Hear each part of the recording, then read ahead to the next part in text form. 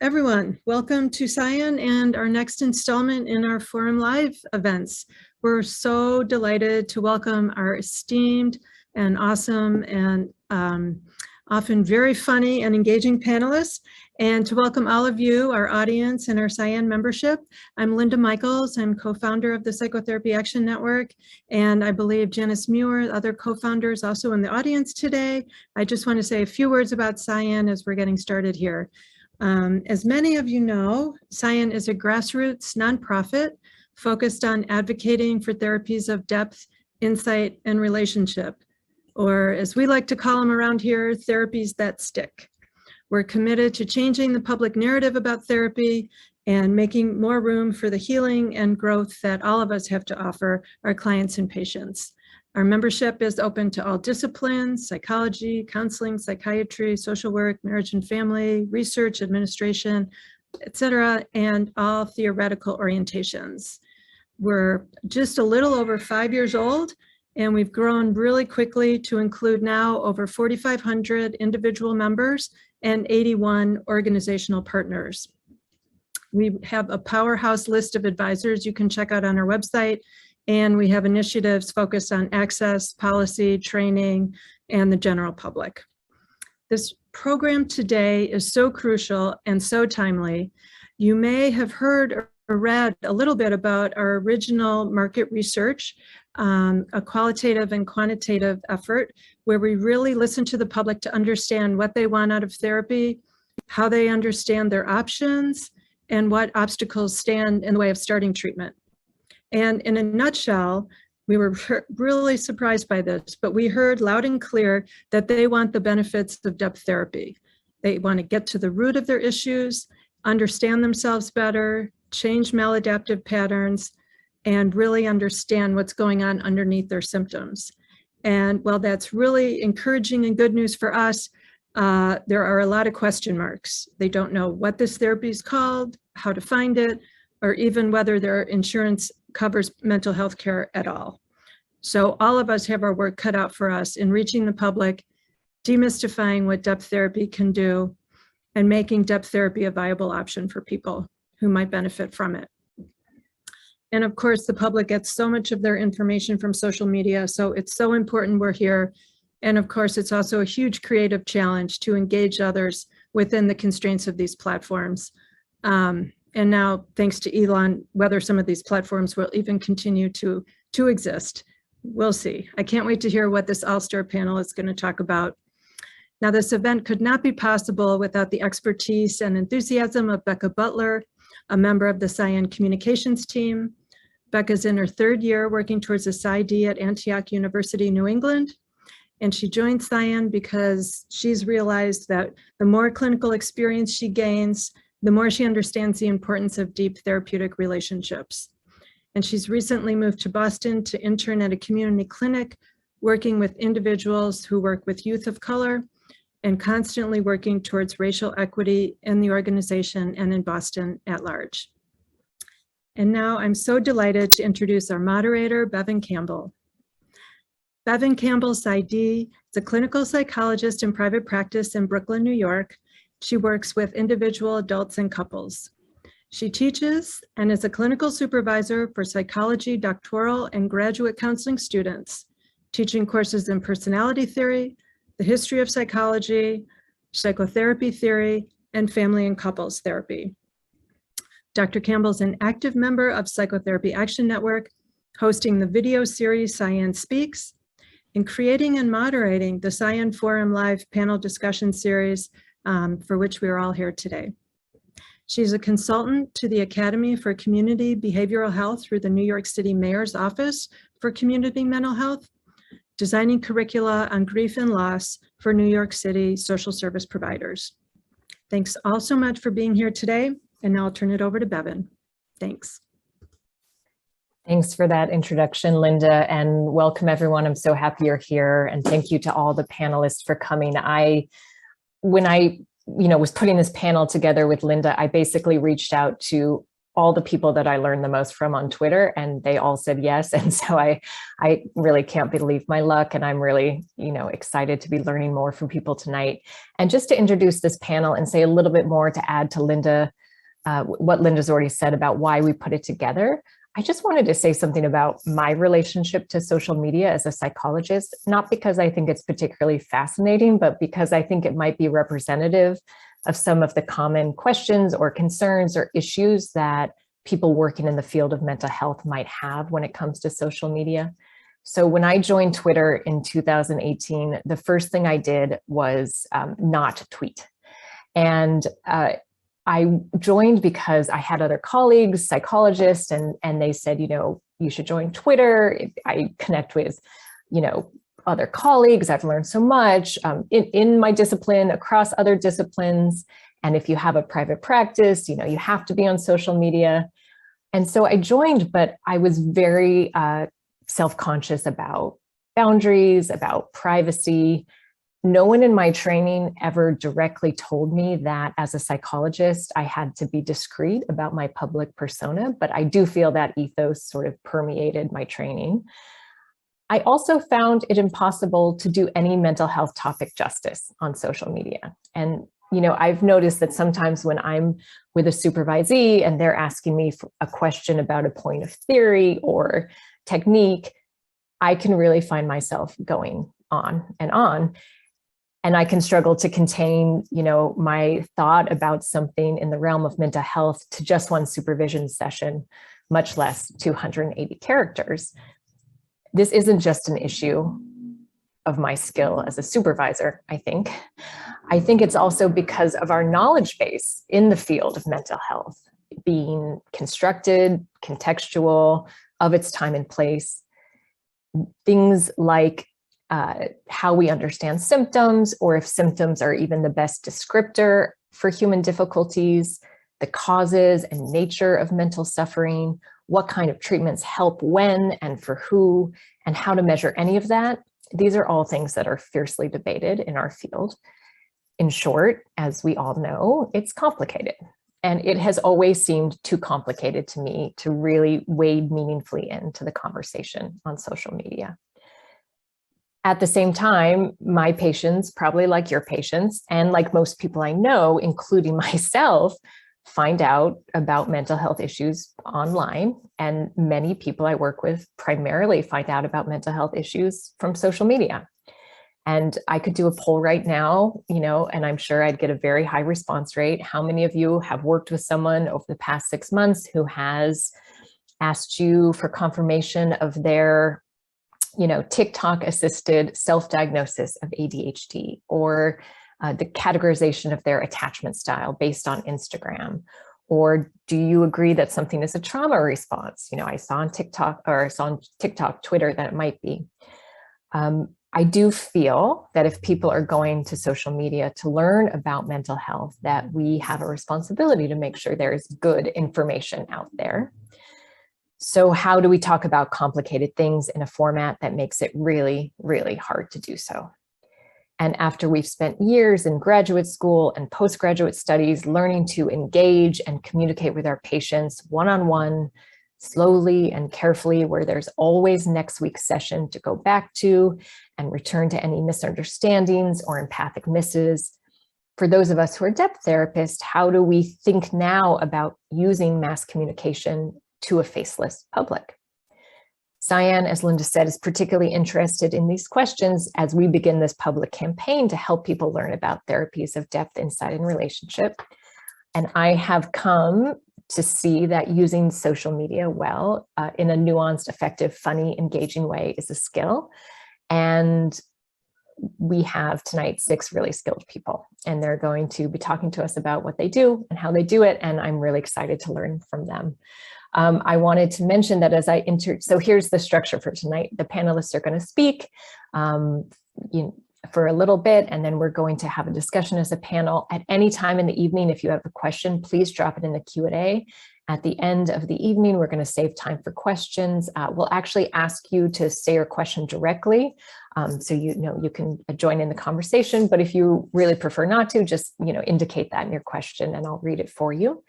I'm also going to be, Becca's going to be, as I introduce our panelist, putting a link into the chat to a tweet that I sort of selected, feeling like it might be representative of what you can find of them online. Okay, so let's start with our first panelist. I am happy to introduce Aves Offtop, MD. He's a clinical assistant professor of psychiatry at Case Western Reserve University, Cleveland, Ohio, and staff psychiatrist at North Coast Behavioral Healthcare. He completed his psychiatry residency from Case Western Reserve University, University Hospitals Cleveland Medical Center in 2018, and geriatric psychiatry fellowship from University of California, San Diego in 2019. He's received numerous national awards and honors, including the prestigious Laughlin Fellowship by the American College of Psychiatrists and the American Psychiatric Association Leadership Fellowship during his psychiatric training. His scholarly work has been published in top journals such as the American Journal of Psychiatry, JAMA Psychiatry, Journal of Clinical Psychiatry, and Psychological Medicine. He leads the popular interview series, Conversations in Critical Psychiatry for the Psychiatric Times, which engages with prominent commentators within and outside the profession who have made meaningful criticisms of the status quo. He's an executive council member of the Association for the Advancement of Philosophy and Psychiatry, senior editor for the journal Philosophy, Psychiatry, and Psychology, and he has been actively involved in the initiatives to educate psychiatrists and trainees on the intersection of philosophy and psychiatry. He can be found on Twitter at Aves Offtop. It was hard for me to pick my favorite Aves tweet because I find they go in two separate directions. So the very deep and philosophical and the very subversively funny. So, but I did find one that I think represents the best of both worlds. And so here is Aves's 2021 meme recap, which Becca will drop in the chat for you. Take it away. Hello, good evening, everyone. Thank you so much, PsiAN. Thank you so much, Bevin. A pleasure talking to everyone.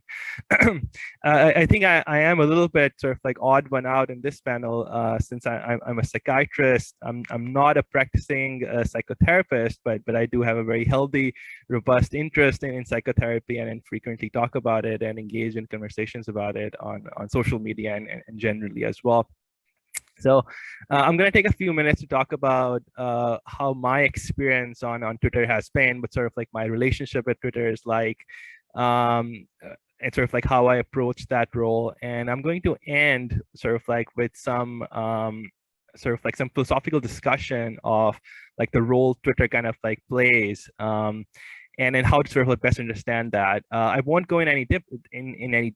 This is just sort of like an introductory thing. But I hope that the themes that I will touch on would provide a basis for some of the discussion in rest of the session as well. Okay, so my first experience with Twitter goes back sort of like more than a decade ago. I joined in 2011. I was in Pakistan at that time. I had just finished my medical school, and it was sort of like a pretty interesting sort of like phase in my own life. I was trying to figure out sort of like what's going to happen after medical school and kind of like planning for my professional career. And the transition happened because I was very active in blogging in Pakistani blogosphere in sort of like from around 2007 to around 2011, and I was sort of like I used to blog about religion, philosophy, sort of like various sorts of like cultural and political and religious debates happening in Pakistan. And as a lot of that conversation started moving to Twitter, I ended up joining that as well, and I was fairly active for a couple of years. And eventually, though, I sort of like around 2013, I started moving away from Twitter and started sort of like almost sort of like stop using it entirely. I still had a very minimal sort of presence, but I was very active. And the reason I left it was because I realized that at that time, Twitter was making me really kind of anxious, insecure, generally sort of like dissatisfied and unhappy. It was having a kind of like a detrimental impact on my psychological well-being. And I'm glad I realized that. So I kind of like distanced myself. And so for the next kind of like 5-6 years or so, I barely had a presence on Twitter. I was rather reluctant to go back again. The reason I kind of became active in 2019 was because I had started an interview series for Psychiatric Times called Conversations in Critical Psychiatry, which is kind of like on the intersection of the various sorts of debates that are happening around psychiatry, various sorts of criticisms that are happening, various sorts of philosophical discussions. And so I wanted to promote that. So that was one of the main reasons why I rejoined Twitter and became active again. And it took me some time to adjust, particularly because before I was in a very different sort of online social media place, versus now I was kind of like, graduated. I was a psychiatrist myself. I was kind of like, trying to engage more actively in the mental health Twitter. So it was an interesting process, kind of figuring out who some of the major kind of like influential accounts were on Twitter, and what sort of relationships they had, because you were always entering relationships, sort of like discussions on Twitter, without having a lot of idea of what the broader sort of like context might have been, or what sort of relationships those people might have had in the past. So that took some figuring out, but eventually sort of like I developed a good idea, sort of like a good internal map of what was happening on mental health at Twitter. And I also realized that that the debates were often quite polarized. That sort of like, they would often get heated. They would often sort of like, two pretty heated sides, and navigating that polarization was often often quite kind of tricky. And it became sort of like a priority for me as well to try to like depolarize the discussion as much as I could. Obviously, this is sort of like, it's a nearly impossible task, but to whatever extent I could, I wanted to do that.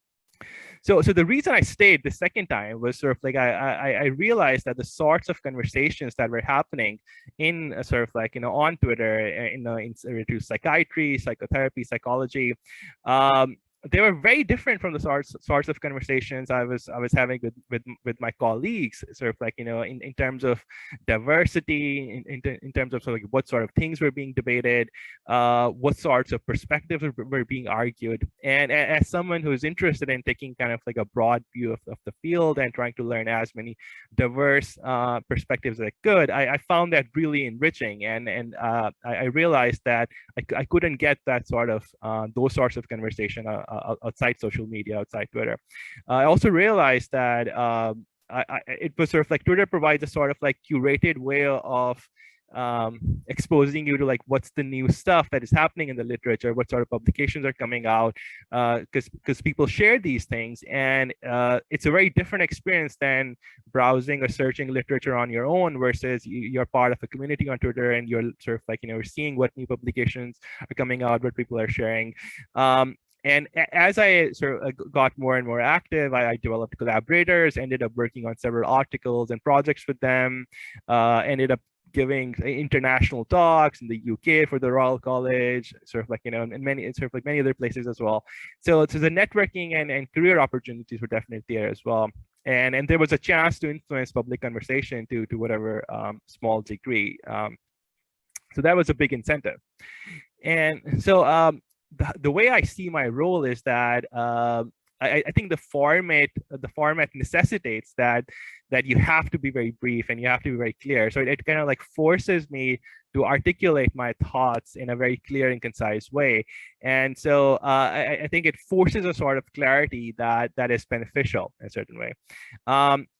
And despite the sort of like restrictiveness of the format, I think it still affords the possibility of offering various sorts of nuanced positions, nuanced ways of thinking, and an opportunity to challenge polarization. I try to explore disagreements with colleagues whenever I could. I learned so much. And I also sort of like discovered that I really quite enjoyed making memes, especially memes that related to the intersection of philosophy, psychiatry, psychotherapy and psychology. And so, I discovered sort of like a, different side of myself that I guess I wasn't quite aware of. And watching that develop was quite interesting. And then sort of like, having a presence on Twitter also allowed me to promote work by others that I saw as valuable. And as you can see, sort of like, it's interesting that I operate in this intersection of many different fields, and even though it's kind of like a specific sort of niche, I've somehow still managed to sort of like gain a fair bit of following and have sort of like followers who are interested in these topics. I feel very grateful about that. So to wrap up, I'm just gonna sort of like point some sort of like some points that have been brought up by philosopher C. Nguyen.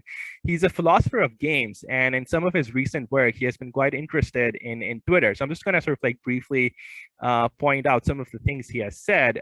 There's a chapter he wrote which calls which is about how Twitter gamifies communication. So I'm going to sort of like briefly read a passage from that. He writes, Twitter makes conversation into something like a game. It scores our communication, giving us vivid and quantified feedback, while likes, retweets, follower counts. But this gamification doesn't just increase our motivation to communicate, it changes the very nature of the activity. Games are more satisfying than ordinary life precisely because game goals are simpler, cleaner, easier to apply. Twitter is thrilling precisely because its goals have been artificially clarified and narrowed. When we buy into Twitter's gamification, then our values shift from complex and pluralistic values of communication to the narrower quest for popularity and virality. And I think that's quite something quite important to keep in mind, and something I try to be mindful of as much as I can, because it really does sort of like change how we communicate, and it really does sort of like change the way we think and the way we engage. And the danger there is that if we are not mindful of that, then we can sort of like lose sort of like touch with what we really value, and kind of like go down the path where we're just sort of like chasing more followers and sort of like trying to get more popularity. The other thing Nguyen has expressed is this idea of Twitter as being an intimacy machine. Is that because Twitter is so brief, it relies on a shared context, what he calls high context. Is that in order for our tweets to be meaningful to sort of like, to our followers, it presupposes a sort of like a lot of like shared sort of like past context. And so in a way, it forces us to be vulnerable, because every time we're tweeting, we're sort of like relying on that shared background to create rich, meaningful tweets. But at the same time, that format means that we open ourselves to the possibility that our tweets can be pulled out of their context and radically misunderstood if they suddenly become too popular, and they're now being seen by people who are not sort of like sort of like part of our shared goods. They don't understand the context, and so sort of like we now have the situation that sort of like what you said for a particular audience is now being misunderstood, and sort of like you can have sort of like a lot of criticism and pile on and those kind of things. So this is sort of like this thing is built into the design of Twitter, this sort of like this cycle of intimacy, vulnerability, and the possibility of misunderstanding. And I think sort of like that's partly where the thrill of Twitter comes from. So I just sort of like I'll end on that note, and very eager to sort of like hear what other panelists have to say. Thank you.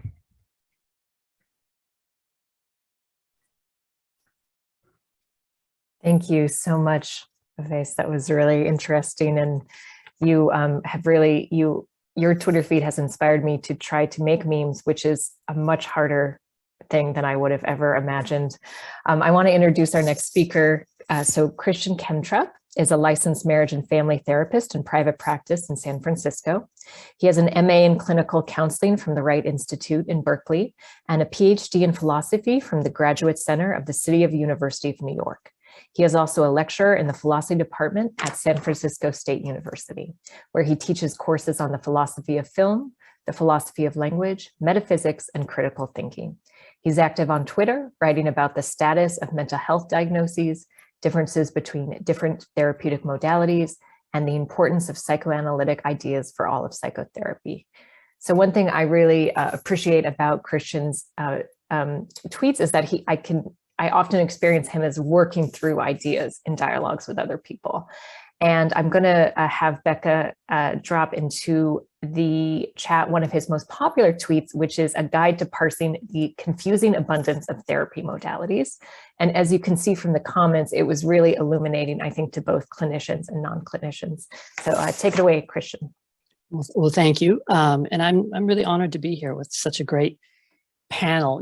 I feel like I kind of fell into Twitter, and primarily for social media, I'm on Twitter. There was a little chat about our talk today, and I sort of don't even know what TikTok is. So for those of you who are contemplating getting more involved with social media, but sort of in the state that I was in, where some of it seems a bit mysterious, it pays, I think, to kind of explore and experiment. Yeah, I guess I wanted to start by saying, you know, like I said, I fell into Twitter, and I started to realize there's a way in which, you know, Twitter, although it gets complained about a lot and there are a lot of problems with it, it posed this tremendous opportunity. I mean, I teach classes at San Francisco State, and you know, I might have 100 students registered when I'll show up. And you know, that's a wonderful opportunity. But with Twitter, with a little bit of work developing a following, you can put out a tweet and get hundreds of people, not just 100, but hundreds reading it. And you can get kind of real-time feedback from really thoughtful people, and you can engage in a kind of dialogue that's really hard to find elsewhere, that then is accessible to the public. And I think, you know, my experience on Twitter has been really, I think, a good one by and large, with some exceptions, as you might imagine. You know, in particular, meeting all the people here on the panel, like Aves, who I think, by the way, is exceptionally good at depolarizing, a skill that we therapists are supposed to have. The tweet that that was referred to, the sort of the tweet that got me a bunch of followers, is one where I kind of spell out that there does seem to be a kind of growing movement in policy circles and in academia. It's been growing for many years, I guess, to kind of value and pay for and valorize a sort of time-limited, brief, manualized therapy that is in some ways mechanistic. And I don't want to criticize those therapies that I've called skills-based therapies. I think they have a real value. But my concern is they get so valued, they get so positively discussed, that sometimes I think the discussions of them turn into a kind of devaluing of a sort of more relational therapy that's more open-ended in its term, that's more about, it's a bit overly simple, but two people just sitting down, the therapist listening, and a therapeutic relationship forming, something that I call developmental therapy. And that debate became very important to me. And I started to realize that what's required is for the public to see that those of us who do developmental therapy are just, in a way, regular people. I think that by weighing in as therapists with, you know, our experience and our, you know, theories and our academic and intellectual backgrounds, but also as people, we can kind of make more of an impact in this sort of, I think, very important discussion about what's going to happen with the future of psychotherapy. I think that there is a chance that these skills-based therapies will sort of crowd out the kind of therapy that many of us do, that many of us think is just an essential and incredibly important part of the lives of many people who need it. You know, an analogy that struck me as I was preparing for today was a little bit like, you know, this dispute over whether, you know, teachers are teaching their kids, or the kids in the schools, critical race theory and indoctrinating them. And you know, I think in order to really correct misperceptions about that, what's required is teachers, real people, come forward and say, hey, look, you know, there are different ideas about what to teach, but we're thoughtful people who are just kind of fully human, who are doing our best to teach your kids. And I think when teachers present themselves as fully human with their educational background, it can make a real impact in the audience hearing that. And I think we as therapists have a kind of duty to present ourselves to the world that way. Now, it doesn't have to be on Twitter, you know, it could be in some other format, but I think that is part of our professional role, to kind of show up in public with a public presence, and a public presence that is not just academic and intellectual, but that also involves ourselves in some ways. And, you know, I think that's what makes some therapists anxious, is that when you show up on Twitter, unless you're incredibly careful, a lot of things about you are going to leak out. And, some of the times it's not going to be leaking out. It's going to be just intentional. You might, your favorite sports team wins. You might write something about it, how excited you are. You might like or retweet something political. And I think that is a way in which it can feel like you're not respecting, what we in psychotherapy call anonymity or abstinence in the frame. In a psychotherapy session, by and large, for the most part, we don't talk about ourselves a lot. And there's lots of theoretical reasons for that. But we kind of keep things about ourselves relatively private, with exceptions, of course. And if you're on Twitter, patients are on there too, clients are on there, they're going to sometimes read your Twitter. And I think it makes some people quite anxious. I should say, in my experience, there's been, I think, nothing that has been anything that I should have been anxious about, but I can see why people are anxious. And there are limits. I mean, I don't share a lot of private information about myself, not just because I'm a therapist, but I also think it's, professionally wise. As professionals, we all have to kind of keep our private lives a little bit protected online. But I do think that, there's a distinction between the frame where, in a session with the patient, you are kind of anonymous and, the technical term sometimes is abstinent. You're not sharing information about yourself. But I think it's a step further to say that you shouldn't have any public presence if you're a therapist. I think one that's, universalizing that would be unfair to therapists, to say that they can't have a kind of public life of any kind, even a kind of relatively constrained, thoughtfully produced one. And I also think there's a way in which it might be a little bit too anxious.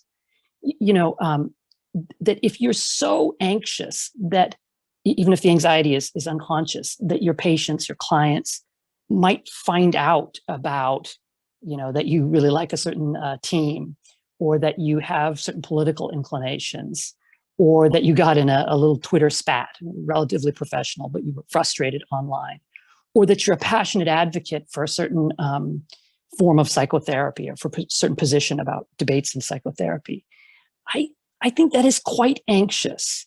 And one of the things I wonder about is, do we carry that anxiety about our anonymity into the frame, into the sessions, where patients or clients can in some ways read that and feel like this therapist isn't just respecting the frame out of a sort of a commitment to good therapy, but the therapist is anxious about me finding out about them. And if we carry that anxiety into the sessions, I do wonder if that's, less ideal. If there could be problems in the, we sometimes call it the relationship or the field, in the sessions as a result of a therapist's anxiety about anonymity. It's something I'm wondering if other people are interested in. And, it also helps when I remind myself that there are a lot of, well-respected therapists who, any one of us, I think, would be happy to have as a therapist, if and when we needed one, who have lived lives where a lot about them is relatively public. I mean, a famous case is Irvin Yalom, one of the great founders of or proponents of existential therapy. That there's a lot written about him, and he's addressed a lot of topics. Right, he's a public figure to some extent, but I don't think that poses a problem for his patients. Or if it does, it's the kind of problem that doesn't damage the therapy. It creates pregnant possibilities within the therapy. Another example I'm aware of, a therapist here in the Bay Area named Paul Williams wrote a book about himself. Well, it's to some degree, it states in the intro, autobiographical. And it's a book in which he describes his own childhood. Now that's quite an extreme example, but and it's quite a difficult childhood. But I don't think that's necessarily some, massive violation of the frame. I suspect he's well-respected therapist, that he finds a way, if patients read his book about himself, to kind of maybe express things with him about that, but to have that become something in the therapy that isn't disastrous, it isn't ruinous, it isn't something to be anxious about, but rather curious about. So I guess I will say that, like, obviously we can't recommend everybody should have a Twitter feed or a TikTok feed, whatever TikTok is. But I do think we can kind of ask ourselves, is some of my resistance to being an advocate for the therapy that I care about, is some of that anxiety really not for the benefit of the patient? Is it something about me or my orientation to therapy? And I think reflecting on that is very meaningful. It has been for me.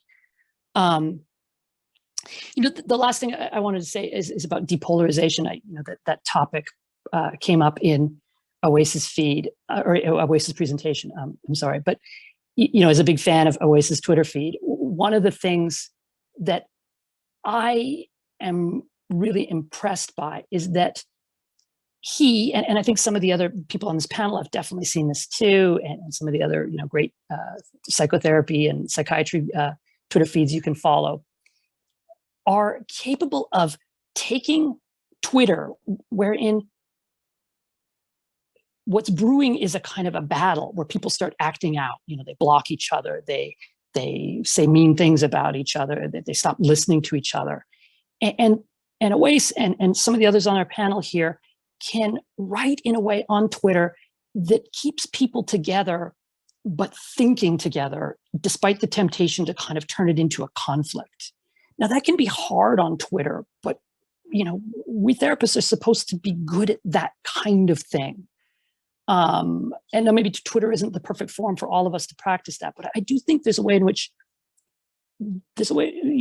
Twitter is calling for the psychotherapists or people with the kinds of skills that we have anyways to play a role, to be part of that world. Yeah. Well, I think that's about what I had to say. I don't know if I've made it to 7 or 8 minutes, but I think that was what I have in my notes. Thank you so much, Christian. You really articulated that tension between like the concerns that could keep psychotherapists out of social media, but at the other hand, the need that might exist for us to take part in these conversations. Right. Thank you so much. Okay, I'm going to introduce our next panelist. So Dr. Jace Long is a licensed psychologist in California who works within a group practice conducting individual outpatient psychotherapy for adults. Additionally, he's a group psychotherapist at PCH Treatment Center, an intensive outpatient setting. Dr. Long has training in contemporary psychodynamic treatment, drawing from relational psychoanalysis, object relations and attachment theories, and mentalization-based treatment. He earned his MS in Family and Child Sciences from the Florida State University and his PhD in clinical psychology from Rosemead School of Psychology, Biola University. He completed an APA-accredited internship at the Southern Louisiana Internship Consortium, Louisiana State University, working primarily with university students and forensic psychiatry patients. His postdoctoral fellowship training emphasized psychodynamic therapy and psychological assessment with older adults in a community mental health setting. He's completed formal MBT training for personality disorders and hopes to further his psychoanalytic training at an institute in the fall. Pertinent to this event, he enjoys quoting his favorite authors on Twitter at Jace Long and making psychoanalytic concepts lucid via images on Instagram at Dare Being With. And I actually reached out to Jace on Instagram to ask if he would join this panel, which was the first time in my professional career I'd done that. So Becca just put a link to a tweet of Jace that I think is representative. And as he said in his bio, I really, he's got these amazing visuals, many of which I have stolen with credit to use in my courses. And he can really explicate these kind of sticky concepts in a visual way. So here is a chart of developmental psychoanalysis. And so I'm going to turn it over to Jace. Thanks, Bevan. Yeah, it's an honor to be here. I, like a kid in a candy store, just getting to meet some of the colleagues online and putting a visual and being able to interact. And it kind of segues into what got me initially into. So I started on Instagram. I know that Amy, who will speak later, is got a big presence on Instagram as well. I think most others are more kind of in the Twitter sphere. But it started out for me as really a kind of a pandemic-related getting back in touch with my creative, artistic side. It was something to do. I got a compliment today. Someone called me the personification of a factor analysis, and that really touched me. I think that that in some ways is maybe how I see myself. There's a part of me that really has a passion for psychoanalytic thought, and coming from Kentucky, sometimes some insecurity about my own verbal capacities. I've wrestled with how do we make these concepts comprehensive and comprehensible to everyone? How do we build those bridges? How do we represent it accurately, and also address any caricatures? I tend to think I do that better with visuals than in word.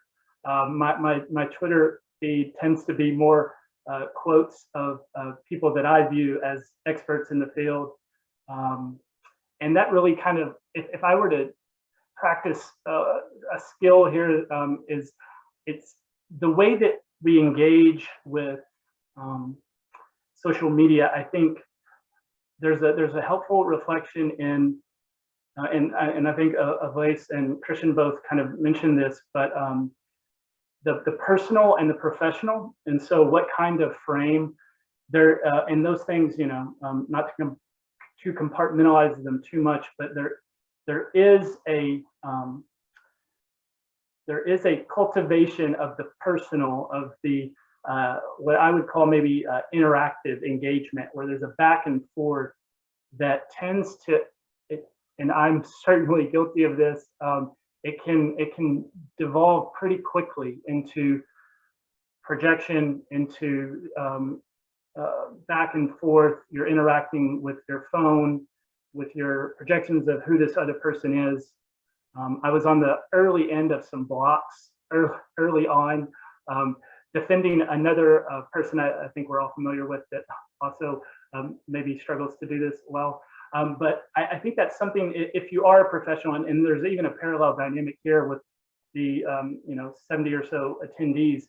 I imagine some of them are mental health professionals, and some of them may be clients or potential clients. And I think that's something I wrestle with every Twitter post or every Instagram post, is somewhat trying to explicitly address my audience. Who is this for? Who am I communicating to? And that helps me even clarify that for myself. Something Christian mentioned that I think is certainly resonates with me is this, and I may be one of the younger ones of the people here, outing my own age there, but I kind of grew up, social media became pretty popular when I was in, there was like instant messaging and stuff back in middle school, and then social media became bigger in kind of high school. But all that to say, when I was in graduate school, this was already a thing. I remember one of my favorite supervisors was a few years older than me, and she even encouraged me to Google myself. And so there was this sense of an online presence almost my entire adult life. And so there's been an intentionality I think I've tried to hold, an ethical one of what is my presence? What is my presence online? And being aware of that so that I can be intentional about it and then be prepared in an ethical way to engage. And I think given us mental health professionals' tendency to be a bit more depressive, maybe with some vulnerable narcissism, we tend to hide. And I think ever since the relational turn, there's been a bit more of an encouragement to get out there and not just hide, but be come out of hiding, but in an intentional way. And I think that's something that if you're acting as a mental health professional on Twitter or on Instagram, that I would, as my ethics professor used to say, thinking, 7 steps ahead. Who are you communicating to, and what ramifications may this have? And one other distinction I think may be helpful is, and it goes with this personal and professional, the way that we engage online. There's sharing. One way I would think about it is you share. It's more of like a monologue. It's out there, and you're sharing information. You're sharing, and if people hate it, love it, that's okay. It's take it or leave it. But then when it gets back into this interacting, I find myself leaning more and more towards interacting with other professionals in a more kind of playful consultation type of way, because I think there's a lot of pitfalls when we start interacting with people that maybe are looking at us as for professional advice or a therapeutic interaction. And I think that's when it starts. I find myself wanting to take a step back. And actually, I'll end my time with a quote from a Twitter handle called NYC Therapist. I believe his name is Nathan Rice. Given this interaction, this engagement and interaction on Twitter, I think he has some wise words. He says, I try my best to avoid confrontations on Twitter because I find them so lacking in good faith and genuine truth seeking, myself included at times. I can't tell you how many times I've almost replied to someone and didn't because I knew it was just going to be counterproductive. That resonates with me deeply, and I think that's been a trial and error type of lesson for me. And yeah, I don't know if any of us, we may all be expert or growing in our expertise in the mental health field, but I don't know if any of us are experts on social media. Maybe Emily, yeah, I think that's something I carry a lot of ambivalence and a lot of humility, and try to proceed with caution. So I look forward to hearing the others' thoughts. So thanks. Thank you so much, Jason. I want to go back and ask a question when we talk again, because I think you touched on something that I think is really challenging. When people in the public might anticipate having, as you say, a therapeutic interaction with a therapist online, and how do you navigate that line? That was really great. And so now I want to introduce our next panelist. Dr. Amy Martinez works in private practice in West Hollywood, California. She holds a passion for working with older adolescents, emerging adults, supporting post-collegiate anxiety and identity formation, those in creative industries, former college athletes, and only children. She's currently an advanced candidate in the process of becoming a certified psychoanalyst and is the president of the Candidates Association at the New Center for Psychoanalysis. Her press contributions and collaborations can be seen online at BuzzFeed, Psychoanalysis Unplugged for Psychology Today, Forbes, Bustle, Psych Central, Elite Daily, Huffington Post, and the Zoe Project. Dr. Martinez has co-facilitated multiple corporate presentations utilizing everyday language to develop people's capacity to understand and use their own experience of the past to work through conflict in the present. She's spoken to members of the Wing in partnership with Dyson, PsiOP in Los Angeles, as well as school parenting workshops. Amy is also the co-chair for the American Psychoanalytic Association's Committee on Public Information.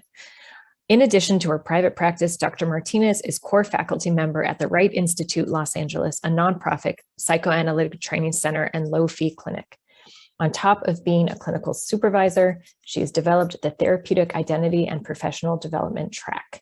She's excited to be participating in the PsiAN panel face-to-face with those she interacts with and learns together from on social media.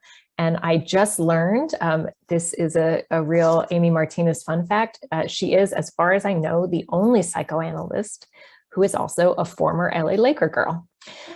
So Amy's tweet, which Becca has put into the chat, is gaslighting as a psychoanalytic cocktail recipe. And I think this showcases Amy's signature style, funny, educational takes, highlighting the contemporary relevance of psychoanalytic theory. Thank you, Bevan. I really appreciate this. Listening to everyone, I'm so activated by everyone's comments, and I have so much to say, and I'm so interested to get to people's comments and questions, because I think in parallel, like Twitter and all social media is a community conversation. So I have this like urge to get through all of this, whatever I have to say very, very quickly, because I want to move on and get to the community piece of it. You know, someone sent me a very like blurry screenshot of a Twitter post. And I felt so seen when he sent it, because he's not on social media, nothing like that. But in this Twitter post, it said something like, I won't give the whole context, but it was like, the revolution will not be via peer-reviewed journals. And I think that that's very apropos to what we're going through here, that of course peer-reviewed journals are very important. We all read them. There's so much information and knowledge that we can gain from them, but really engaging the public and being engaged in relationship and community is how we can continue to make depth therapies accessible, and so they don't die, honestly. I mean, that's part of the issue. So I will say, I'm not going to go too much into, oh shoot, I just lost my notes. I do have to have a little bit of notes because I do get a bit anxious, but I won't go through my whole journey. But what I will see in terms of Twitter, like Twitter is not really my jam. And so I reached out to someone who I felt like it was their jam, because Instagram is for me. Instagram was a way that I could play with psychological concepts that perhaps I learned about in my classes at the Wright Institute, Los Angeles, or in my psychoanalytic training at the News Center, and I could make memes about them, and then I could try to put language to them in a way that might be accessible to the public. But when it came to Twitter, I still don't feel comfortable on Twitter, to be honest. I have fun with it. I definitely see that I've developed, and so I can appreciate that within myself. But I reached out to Emily a few years ago, and I was like, can we please talk about Twitter?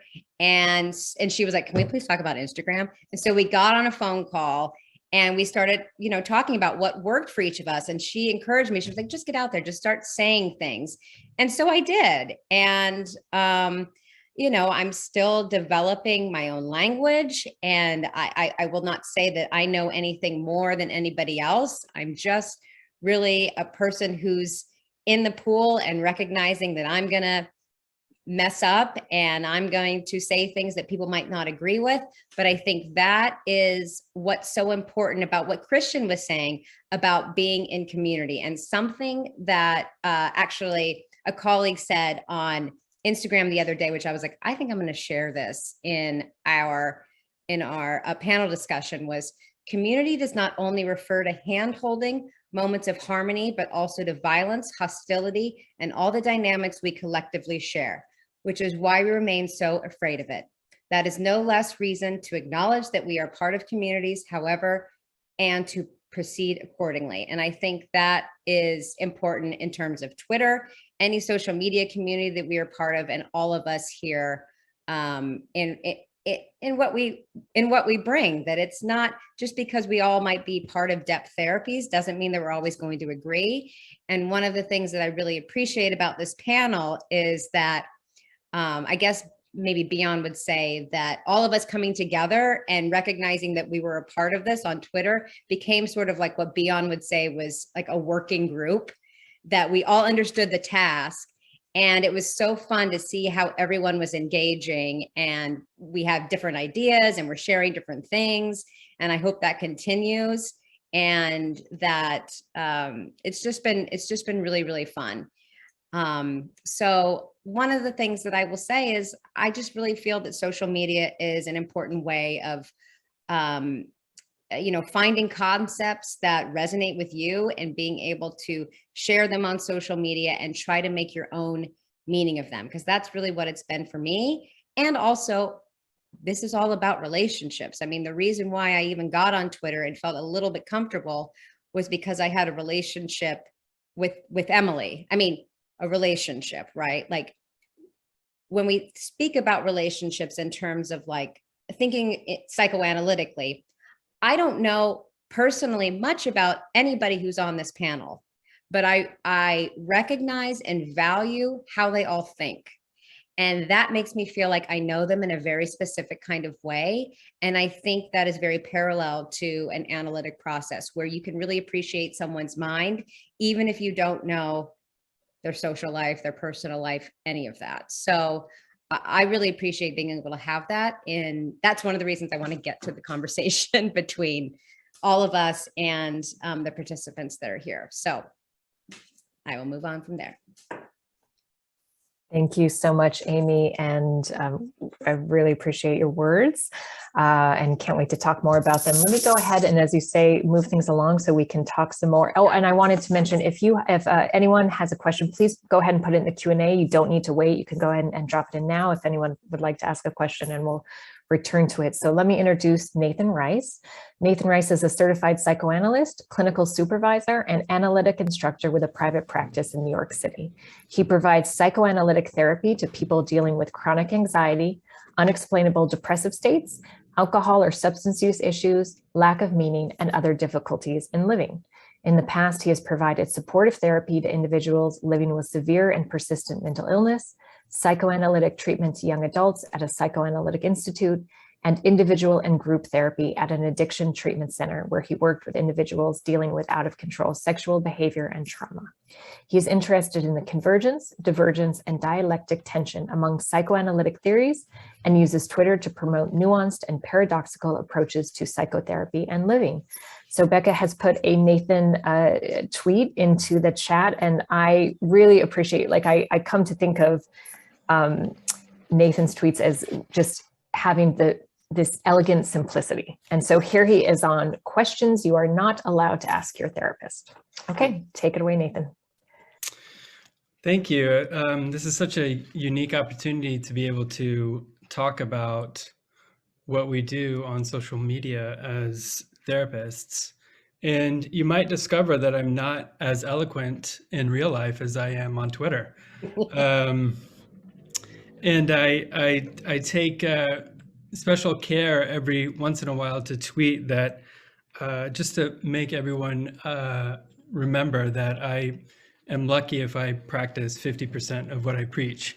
So yeah, I kind of stumbled onto Twitter myself. I think a professor had made us get onto Twitter 2010 or something as a part of a class assignment or something. And so I had no reason to get on Twitter before that. So I got on then, and I used it for years, just kind of like occasionally when I ran across a quote. When I was reading, I would post the quote, but I never really approached it in any kind of systematic way. And I met Emily on Twitter, and we met back in the sub 1,000 follower days. And I think she was maybe the first person I met on Twitter, and we became friends and met in real life, and was part of, even before CO was a thing, and participating in that. And so that's been just such a wonderful benefit of Twitter, as I've actually met people in real life. Last week, I met Mary Wild, who does the projections series at the Freud Museum in London. And I just, how cool is that, just to meet people from all over the world? So that's one of the great benefits, is just kind of networking on Twitter. Basically, my approach to Twitter is, I guess I'll talk a little bit about my approach, which is my purpose on Twitter is I want to intrigue people in the idea of psychoanalysis, and I want to kind of beguile people a little bit to become interested in what is psychoanalysis. Psychoanalysis has such a bad rap.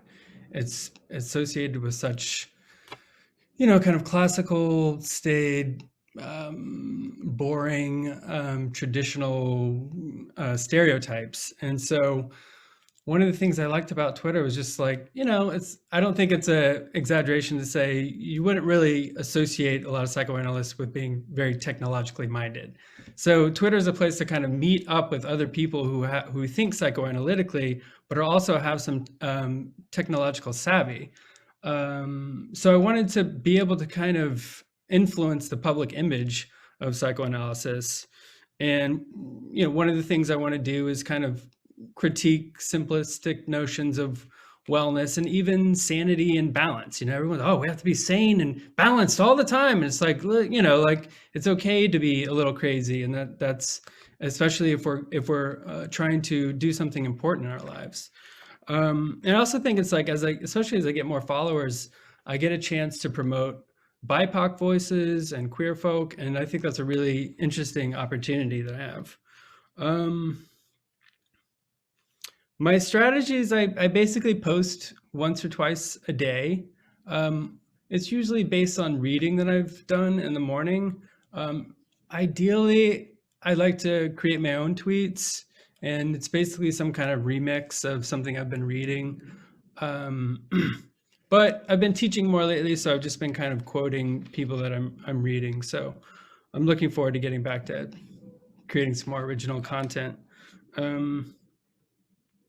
Yeah, you know, there've been occasions when I've gotten into heated, wild disagreements with people. I'm like, what is coming over me? Like looking back at these exchanges and thinking, oh my gosh, I look like a madman. You know, I'm not slowing down to the thing. You know, I really respect what Christian and Jace do sometimes, and certainly Weiss, is they like have these like really intricate dialogues with people and slow down. And it's just like, for me, like if I, you know, it takes so much time just to kind of get agreement on what the terms are that we're talking about. And I just don't have that much time in my life. It will consume and take over my my whole life. So, because I have a very addictive personality. So it's best that I not get into these kinds of arguments with people on Twitter. I'm gonna shut up here in a minute because I want to hear what other people have to say. But it's been really great Twitter has really expanded my intellectual horizons. I get to know people from around the world, and with the translate button, even translate their tweets.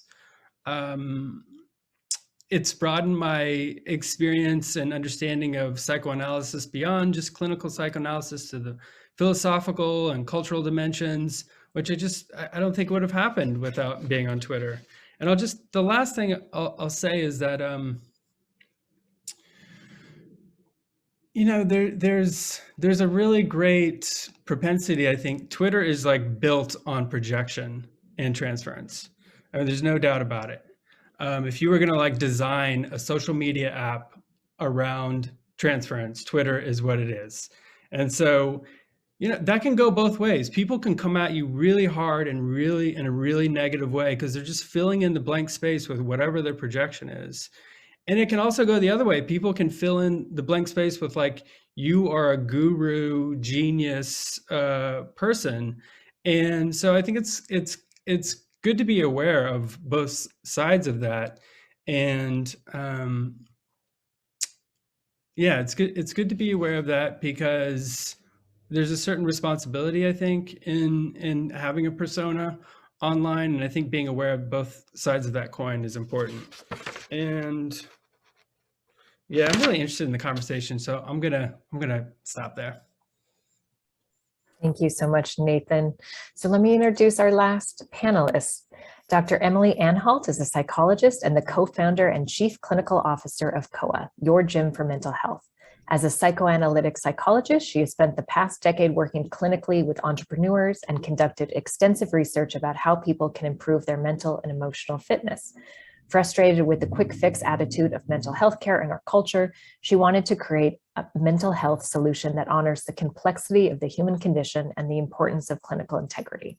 She's spoken around the world about proactive mental health and emotional fitness and has collaborated with some of the fastest growing technology companies and VC firms in the world, including Google, Asana, GitHub, Unilever, and Bloomberg. So Becca has put one of Emily's Twitter threads into the chat, and I'm sorry, rather, Becca has, did I say that? Becca has put Emily's Twitter thread into the chat, and this is an introduction to 40 psychological concepts mega thread, and I think it really showcases Emily's typical style, which I find to be amazingly jargon-free and accessible. So take it away, Emily. Thank you so much. It is so lovely to be here. So I'll try to be quick so we can get into our conversation. So I got on Twitter, I think 13 years ago, because my partner started working at Twitter and I wanted to know what it was all about. And there's a really slow start aspect of Twitter, which I'll speak to in a second. But my background with analytic psychology is that it completely changed my life. I love it so deeply, but I've always felt frustrated with it, that it feels a little gatekeepery. It feels sometimes like it is intentionally jargony to keep people out, and that a lot more people would take it up if it wasn't presented that way. And so I've kind of made it a personal mission to try to demystify and metabolize and digest the really jargony aspect of analytic psychology and present it in a way such that someone who did not go to 10 years of grad school can take it up and integrate it into their life.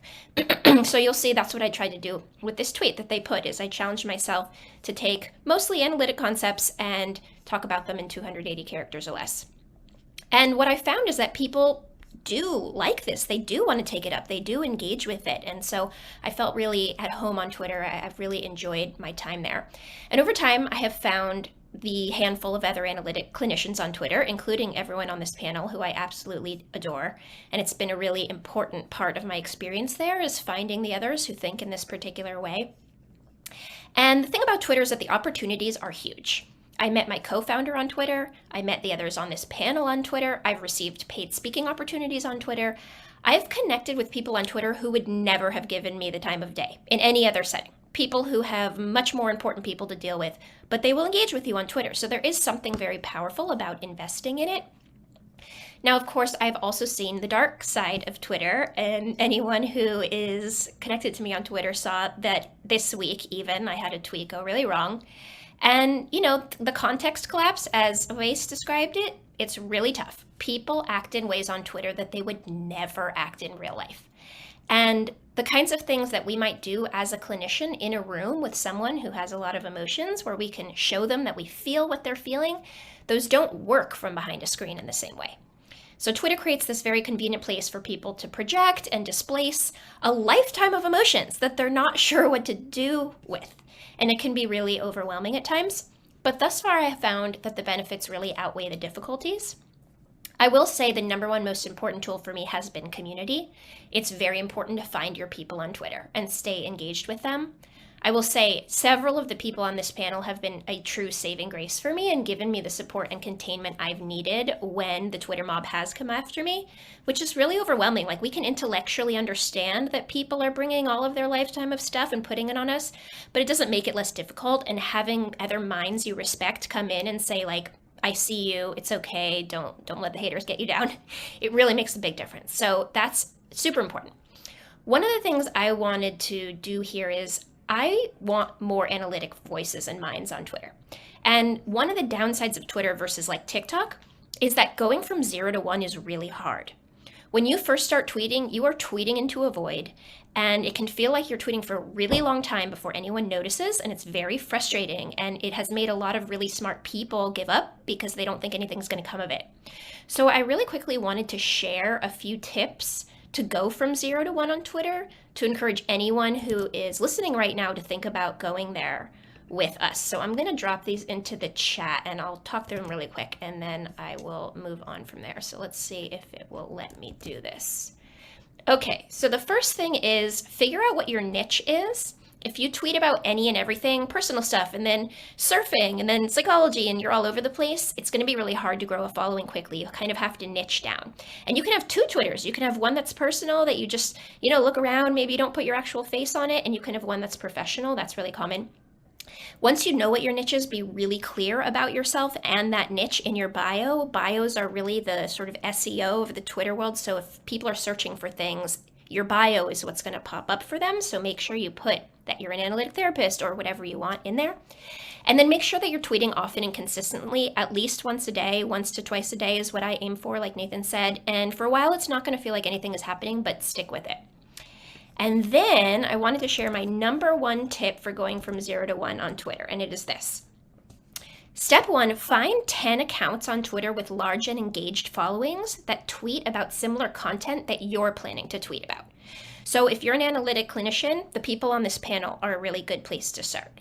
So go ahead and follow all of them and other people, Esther Perel, Jonathan Shedler, other people who are tweeting about similar things. And then turn on post notifications for these accounts, meaning anytime any of them tweet, you're going to get notified that they've tweeted. And when that notification comes through, if there is anything you can add of value to the conversation of that tweet, reply quickly. Because the first people who reply are at the top of the replies of a tweet. And then the replies that get engaged with the most, especially by the original poster, stay at the top. So if you are adding something of value to a tweet, now you're at the top of that tweet, and people who like that account's content are going to be exposed to you. And sometimes you'll even get lucky and the person who posted it will engage with you, will retweet what you have to say, etc. That is the best. That's how I went essentially from 1,000 followers to 10,000 followers, was doing this. And it took a while, but it's hard to do otherwise. So that one is really useful. So I wanted to leave you with that. And with that, I'll throw it back so that we can have some questions. Hope to see you all on the Twitter sphere. Thank you so much, Emily. I really feel like, all right, this is the year I'm going to crack 125 followers.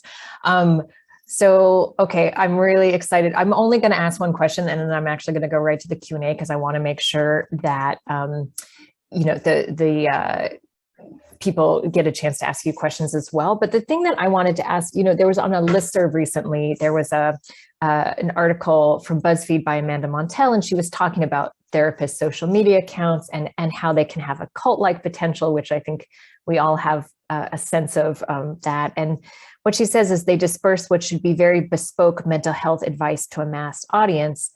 And I don't think, knowing you all from social media, I know that none of you are doing this, but I wonder if you've kind of wrestled with that. And I think some of you have touched on that. Like, what is the line? Like, are you concerned that if you're speaking to a public audience, they might experience, what you're putting out there as some kind of therapeutic interaction, or has that come up? And how do you navigate that if it does?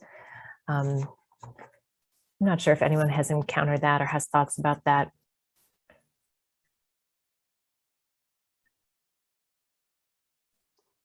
Well, could I jump in? Yeah, please.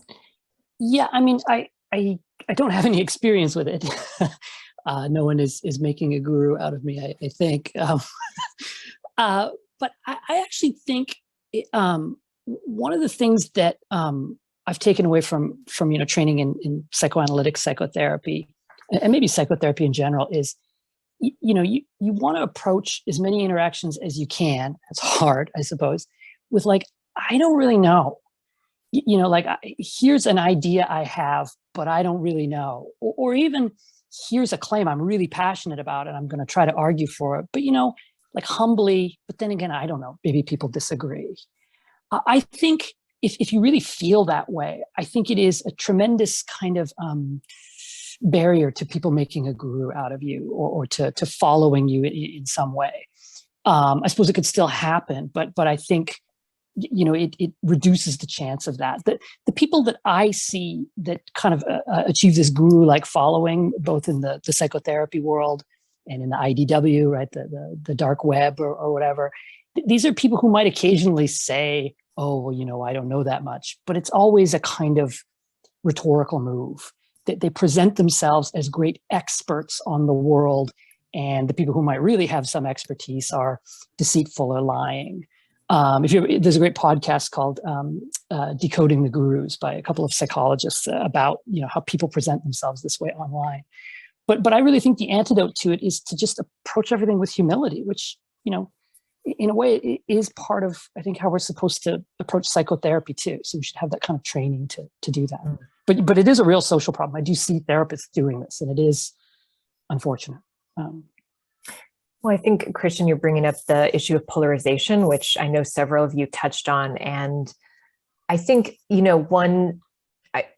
one further, I guess, concern or inhibition or maybe bias I have against social media is that I kind of go into it with this belief that no one's minds ever change, right? Like that you're never going to convince anyone of anything, there's no point in getting into an argument. And but I don't really feel like I know that. And so I'm wondering what, your experience as a panel has been about that. In terms of your own experience, have you found like, oh, I actually really see something very differently because of my engagement with this topic online. I've definitely found if I'm engaging with good faith interlocutors and I have the time to think about it, that I have definitely learned from Twitter discussions for sure. And yeah. I feel like all social media in general is a way in. Of course, it's not therapy. It's not necessarily therapeutic, but it's a way to get curious, or it's a way, if you have a feeling about a certain comment, okay, that's information for you. If a certain post strikes something, that's information. And that in and of itself, and for somebody who's maybe doesn't understand their internal world or has never been to therapy, it might be a way in of like, okay, wait a minute, I'm curious about this. Oh, this makes me interested about my relationship. Oh, wow. Okay, maybe I need to get more into this. Like it's, it's just, it's somewhere to start, I think. And I mean, there's more to it than that, but I think that it can be so important in that way. My experience has been that like people don't really change their minds in the middle of an argument, but I think you can get exposed to different sorts of ideas, and I think sort of like seeds can be planted, and I think if you take the time to like reflect on sort of like what has been discussed and sort of like how disagreements have been explored, there's actually sort of like great potential for sort of like learning and changing one's mind over time. So I feel like my own ideas have changed quite a bit over the last couple of years, through my continuous sort of engagement. But it's a slow process. It doesn't happen in the middle of an argument. It only happens later on in reflection. And I think that requires a little bit of that sort of like reflective space, because I think if we have the refutation mindset all the time, that if it's just like my goal is to refute whoever I'm talking to, then you're not going to learn anything, because all you're interested in refuting. But if you're interested in listening and then later on reflecting on that, there's a lot of potential. And yeah, to that point, it's like, do people really want to change? Do we really want to change?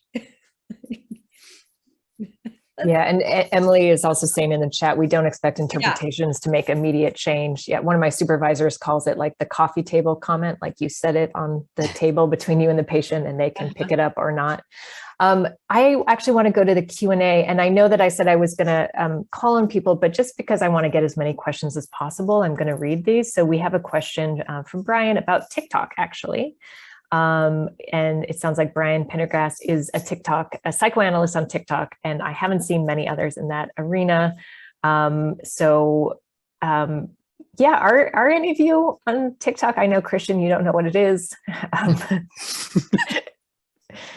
And we have some people on Instagram, but any thoughts on the different platforms also, or, have you ventured out beyond your sort of, I know, Amy, you spoke to this, starting on Instagram and really feeling comfortable there. I looked at TikTok and thought about it, and then was like, this seems like a lot of work that I'm not willing to do. And I appreciate what TikTok can offer. There are fantastic videos with so much creativity. And if someone is creating a psychoanalytic space there, fantastic, go for it. Like, please do it. Yeah, and Brian, please drop your at into the chat so we can follow you.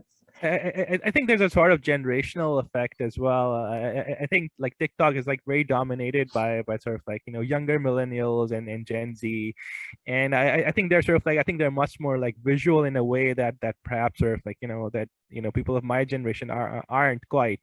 So I find myself sort of like facing a sort of like intuitive barrier when I try to sort of like think of engaging or sort of like making content for TikTok. But I think it is sort of like ultimately I think TikTok is probably going to overtake Twitter and Facebook and other ones in terms of sort of like impact. So I think if people sort of like they have that sort of like inclination to work with the format that TikTok offers, I think it's really, really important for them to sort of like be active on it. So I wanted to also read a question from Todd Essig, who's actually one of our advisors at PsiAN in PsiAN in the realm of technology. And I'm not going to read everything he said, though it was really great. But he's talking about, the need for therapists to kind of enter into the fight. And I think some of you have spoken to that, like sort of the need for us, especially people who do depth therapy, and like, how do we tell the public about that in social media? And he is asking, we just may need both a thick skin and a commitment to self-care, different from how we care for ourselves doing clinical work. So let me ask, what do you all do to take care of yourselves when the trolls undermine your well-being? I'm curious that it should be different. I actually don't think it should be different. You have to have a thick skin for both and also take care of yourself. So that's just my 2 cents. I'll say that in terms of self-care, someone like me might have a block on their computer so that they can't get on Twitter 24/7. That would be one way someone could limit their exposure to Twitter and social media. And I also, like I said before, I try not to respond to, as a rule, I don't respond to people who don't follow me. There's total context collapse there. They're not in the community. They don't know what I tweet about. So that's just kind of like a general rule, having those kinds of rules. I don't respond to people who don't seem genuinely interested in a discussion. And I really try to, it's actually Twitter's actually a really interesting space to practice your own affect regulation skills. There's so many opportunities and just to like pay attention to my own projections, like, wow, why, like the instant thing I'm reading into a tweet, it's like, wait, why am I reading that into that? Who knows? So sometimes I'll tweet, I'll reply to someone and be like, are you critiquing what I said? Or are you, just to like clarify, like, because my projections and transferences are so automatic. So it's a really interesting way to kind of like just practice self-awareness with Twitter. There's so many stimuli and triggers that you can actually really kind of, if you take a step back, you can kind of learn a lot about yourself. Yeah, I would just add, I think there's a practice in mentalizing your own boundaries of why am I here in the first place? Why am I on Twitter? Why am I on Instagram? And not to say that it's for one reason, but I think sometimes those intentions fall more into unconscious reasons pretty quickly, particularly when we're interacting with people in a back and forth. My original intended purpose may really fall to the wayside, and I think it's a continuous practice in reflecting on, why am I posting today? What's this purpose? What is it serving for me? What is it serving for others? I know that's something that I have to continue, particularly when people are responding back. That is when I have to practice mentalizing my own intentions. Yeah, this has been very top of mind for me this week for sure. And I will say that just like if we were feeling really overwhelmed with a patient, we would seek consultation. I really think it's important to bring in other minds when you feel overwhelmed in the Twitter world for sure. Like my most stabilizing thing was having many people who are on this panel slide into my DMs during a tough time and just say, hey, I'm here and I know that things are more complicated this, and don't let it get you off track, and that part's really important.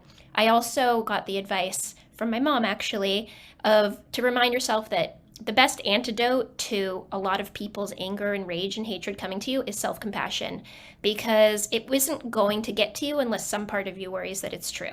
And that's what happens on Twitter, is if enough people are putting their rage on you, it starts to get in and you start to worry that it's correct. And having self-compassion in those moments is really powerful. There is this attempt to destroy the object at this crazy scale. And because Twitter can hold so many people's desire to destroy the object at once, it can feel easy to get pulled in and to be destroyed. And I think if we allow that, then we are colluding with the defense. We're getting too pulled into the projective identification of that. And we have to have one foot in and one foot out and bring in those other minds to remind us that, you know, we have a mind and we can use it. Can I jump in? For me, it's one of the really important things is, you know, orienting yourself to how you feel about muting and blocking people. It feels like blocking someone is like the analog of like cutting them off from communication forever, which, if you know that was a student or a friend or a colleague, would be a tremendously extreme act of like interpersonal cutoff, aggressiveness, you know, in a way, kind of interpersonal violence. But on Twitter, you know, if you are having an interaction, you try to soften things and be curious. You try to bring things to a better place, but the person on the other end of the line, the tweets, kind of won't go there with you. I think there's a way in which muting and blocking become kind of necessary. And it becomes something that you have to have the right orientation towards. And it takes a little time, because I think it's more like not going up to somebody at a party and continuing to talk to them than it is like cutting off someone that you know forever. That we have to have a kind of right orientation towards muting and blocking. And it's something that we're not familiar with, I think, as people. It takes time to get used to it. I think I'm just noticing it's 8:29. And so I have my psychoanalytic superego requires that I end this on time. I feel like we need a part 2, because we have a few more questions we didn't get to. And also I really wanted to talk about the clinical impact, how this shows up in your clinical work, if at all.